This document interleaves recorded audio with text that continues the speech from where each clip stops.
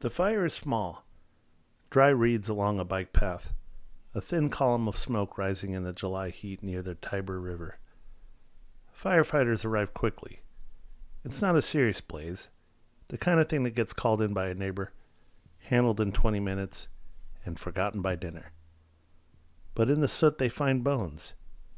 Not scattered, not half buried, and not dragged there by animals. Arranged. Anatomically. Almost carefully. A near-complete human skeleton laid out with a kind of deliberate patience that makes the first responders go quiet. And beside the bones, a fanny pack. Inside, 2 sets of keys and an identity card, clean and legible, belonging to a man named Libero Ricci, a 77-year-old retired craftsman who had been missing since Halloween of 2003. The mystery, it seems, has solved itself. It has not. This is still Unexplained. Brief explorations of unsolved mysteries. My name is Mark. July 26, 2007. The location is a stretch of riverbank in the Magliana district of Rome, near a road called Via Pescalia. It's an industrial-edged neighborhood with a long memory for trouble, and we will come back to that. Libero Ricci had been last seen nearly 4 years earlier. He was a retired craftsman with reported connections to work done for the Vatican. Not famous, not powerful, just a man who had one day stopped being where he was supposed to be and did not come back. His family had been waiting. When investigators found his identity card at the fire site, the assumption was immediate. The skeleton was Ricci. The case had a resolution. His family had one question almost immediately, however. And it's the kind of question that sounds almost too basic until you think about it. How was the identity card perfectly legible after a fire? Not scorched, not curled, just sitting there, readable, next to the bones that had been exposed to flame. That detail did not prove anything on its own, but it had a smell to it, and this case fails to smell test early and often. DNA testing was ordered, and the results came back in 2010. Not a single bone in that arrangement belonged to Libero Ricci. Now here's what the forensic analysis actually found, and I want you to hear this slowly because it takes a moment to land. The skeleton was a composite, assembled from 5 different people. Investigators broke them down roughly like this.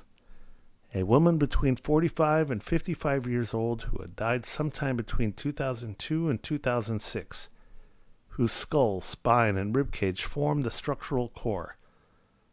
A second woman, younger, between 20 and 35, who died in the 1990s. A third woman, middle-aged, also from the 1990s. A man between 40 and 50 who died in the early 2000s. And a second man, younger, whose remains dated to somewhere between 1986 and 1989. The bones were collected across a span of roughly 20 years, and then someone put them together. Not dumped, not scattered, assembled into something that read, at first glance, as a single human body, anatomically coherent, arranged with enough care that trained investigators initially processed it as one person. That is the detail that changes the entire psychological temperature of this case. This was not a disposal. This was curation. The dating, by the way, comes from a forensic method called bomb spike radiocarbon dating, which uses carbon-14 levels influenced by atmospheric nuclear testing in the mid-20th century to calculate a time of death with unusual precision. Modern forensic science applied to something ancient feeling, producing those narrow windows like died between 2002 and 2006. The science is real, and the results were clear. Someone had access to human remains from multiple decades, from multiple individuals, and enough patience and knowledge to build a functional skeleton from the parts. Then they set it on fire, just enough to get it found, and they left a legible ID card next to it. That card was not evidence. It was a message. And the question is, who was the message for? Before we get to theories, there is one more detail that needs its own moment. Mitochondrial DNA, which passes unchanged down the maternal line through generations, was tested on the core individual, the woman whose bones formed the structural frame of the arrangement. Her mitochondrial profile was found to be compatible with Libero Ricci's maternal lineage, meaning whoever built the skeleton may have selected its central component from within Ricci's own family. Ricci's mother had reportedly died in 1987, but this woman died between 2002 and 2006, so she was not his mother. She was something else, a female relative along the same maternal line, a cousin, a distant relation, someone connected to the same bloodline, selected or targeted with a specificity that takes this out of the category of random crime and places it somewhere considerably darker. Someone knew this family, knew the bloodline, and used it. That is when this stops feeling like a disposal problem and starts feeling like predatory intimacy. The most straightforward read on this case is that someone planted Ricci's documents to close his missing persons file. The goal in this version was administrative. Get the case archived. Stop investigators from looking. Maybe Ricci was alive somewhere, and someone wanted the search to end. Maybe he was dead, and the real disposal site was somewhere else entirely. The strength of this theory is the ID card, which is almost too convenient, too readable, too perfectly placed. The weakness is that the DNA does not match. A frame job is supposed to hold. This one was designed eventually to fall apart, which suggests that the goal was not resolution. It was something closer to a demonstration. Not case closed, but watch me close it, and then watch you realize you cannot. The theory that forensic investigators kept returning to involves a single offender operating over years. Someone with access to human remains across decades, assembling them with patience and apparent ritual. The bones spanning from 1986 to 2006 suggest not a single criminal event, but a long accumulation, a collector. The arrangement implies an internal logic, an aesthetic even, that points towards compulsion rather than convenience. The problem is practical. Acquiring multiple human remains across 20 years without generating a trail requires either extraordinary luck or an institutional access. Hospitals, morgues, illegal burial sites, criminal networks with the ability to make bodies available. That access problem is real and has never been resolved. Now here's where the location pulls like gravity.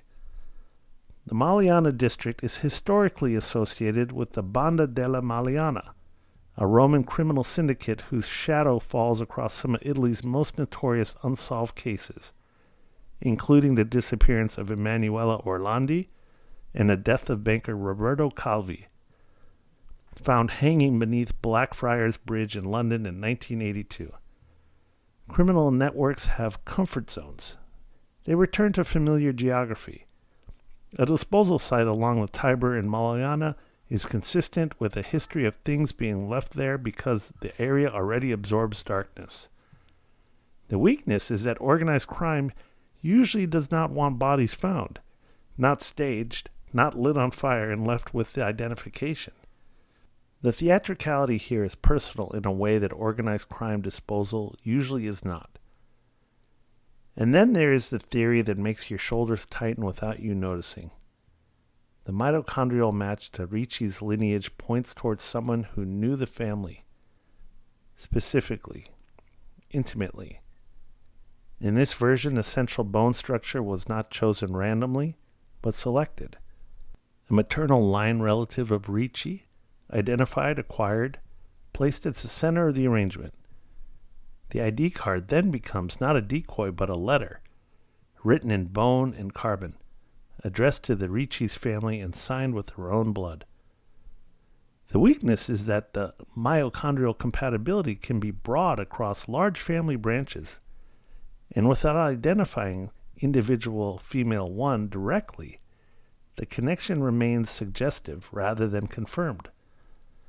But if it holds, it describes an offender who was not just capable of acquiring remains across decades, they were watching a specific family and decided to use that knowledge as part of the staging. That is a different category of threat entirely. The last theory is the one that skeptics reach for, and it deserves a fair hearing. Forensic work is done by humans. Chains of custody can be broken. Bones found at the fire scene can be commingled before they are cataloged. Analysis can be contaminated. And the cases with extraordinary conclusions attract extraordinary interpretations, which then harden into certainty through retelling. Could some of the composite findings reflect procedural error rather than deliberate assembly? It is possible. The strength is that the institutions make mistakes, and the more bizarre a story becomes, the more careful we should be about what we accept as fact. The weakness is the staging. Even with the errors accounted for, an anatomically arranged skeleton beside a planted identity card at a deliberately set fire is not the product of administrative confusion. Something was built. Something was left. The question of who and why remains open. The investigation was officially archived in 2012. Unsolved, shelved, left in a folder somewhere in the Roman bureaucracy with 5 unidentified people inside it and 1 missing man still unaccounted for. Somewhere along the Tiber on a hot afternoon in July, someone set a small fire and waited for the world to notice. And when the world noticed, it found a puzzle that has not yet been finished. 5 lives, reduced to parts. 1 man's name used as bait. And a question that the archive did not answer, but only absorbed. Where is Libero Ricci? That question is still out there. Still warm like ash. Thanks for listening to Still Unexplained. If this one stayed with you, please follow the show wherever you get your podcast and leave a rating or review. It helps more people find us, and frankly, these stories deserve to be heard. I'll see you next time.